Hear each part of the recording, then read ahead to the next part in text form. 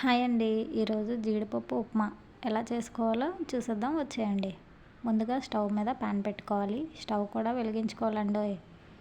తర్వాత ప్యాన్లో కొంచెం ఆయిల్ వేసుకోండి. ఆయిల్ వేసాక కొంచెం ఆవాలు, కొంచెం జీలకర్ర వేసుకోండి. వాటితో పాటు మినపప్పు కూడా యాడ్ చేసుకోండి. మీ దగ్గర శనగపప్పు ఉన్న యాడ్ చేసుకోండి, టేస్ట్ బాగుంటుంది. అవి బాగా కలపాలండి.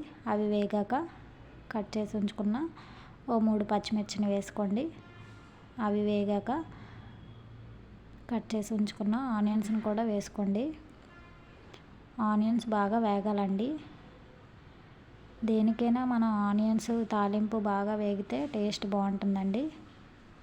ఇలా ఆనియన్స్ని వేపాలి. ఆనియన్స్ వేపేటప్పుడే మనం సాల్ట్ని యాడ్ చేసుకోవాలండి. అప్పుడు వేగంగా ఫ్రై అవుతాయి అంటారు. సాల్ట్ని కూడా యాడ్ చేసేసాను. చూసారా, ఇలా బాగా కలపాలండి. ఇవి బాగా వేగాక చిన్న కరివేపాకు రెమ్మలను కూడా వేసుకోండి.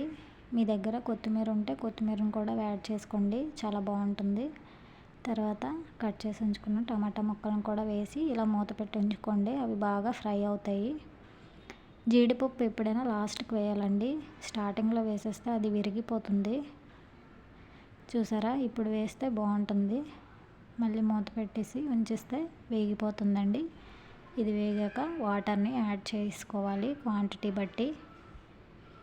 ఇలా వాటర్ని యాడ్ చేశాక మళ్ళీ మూత పెట్టేయాలండి. ఉప్పు కారం చూసి, కారం సరిపోతుంది, పచ్చిమిర్చి వేసాం కదా, మరి కారం వేయనవసరం లేదు. మనం సాల్ట్ సరిపోకపోతే కొంచెం సాల్ట్ యాడ్ చేసుకొని అంతే. వాటర్ మరిగాక ఇలా నూకను వేసుకోవాలండి, ఉప్మా నూకని. ఉప్మా నూక వేస్తున్నప్పుడే అలా కలపాలండి, లేదంటే గడ్డలు గడ్డలు కట్టేస్తుంది. ఆ నూక వేయగానే మనకు ఉప్మా రెడీ అయిపోతుంది. అలా కలుపుకోవాలి ఒక 5 మినిట్స్ అంతే. ఎర్లీ మార్నింగ్ త్వరగా అయిపోయే టిఫిన్ ఏదంటే ఉప్మా అండి. దాంట్లో కొంచెం జీడిపప్పు యాడ్ చేసుకుంటే ఇంకా టేస్ట్గా ఉంటుంది. ఈ విధంగా ఎప్పుడైనా ట్రై చేయండి. ట్రై చేయకపోతే ఒకసారి. చూసారా, ఎంతో టేస్టీగా ఉండే జీడిపప్పు ఉప్మా తయారైపోయిందండి. చాలా సింపుల్ ప్రాసెస్ ఇది. అసలు ఉప్మా అంటేనే 10 నిమిషాల్లో రెడీ అయిపోయే టిఫిన్. చూసారా, అంతేనండి, సింపుల్. ఉప్మా తయారైపోయింది. ఎంతో టేస్టీగా ఉండే జీడిపప్పు ఉప్మా. దీన్ని మనం బౌల్లో సర్వ్ చేసుకొని తినేయటమే. చూసారా, నేను కొంచెం డెకరేట్ చేశాను. చాలా టేస్టీగా వచ్చింది. మీరు కూడా ట్రై చేయండి. నా వీడియో కనుక నచ్చినట్టయితే లైక్ చేసి సపోర్ట్ చేయండి ఫ్రెండ్స్.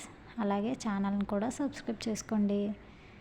చూసారా, థ్యాంక్ యూ.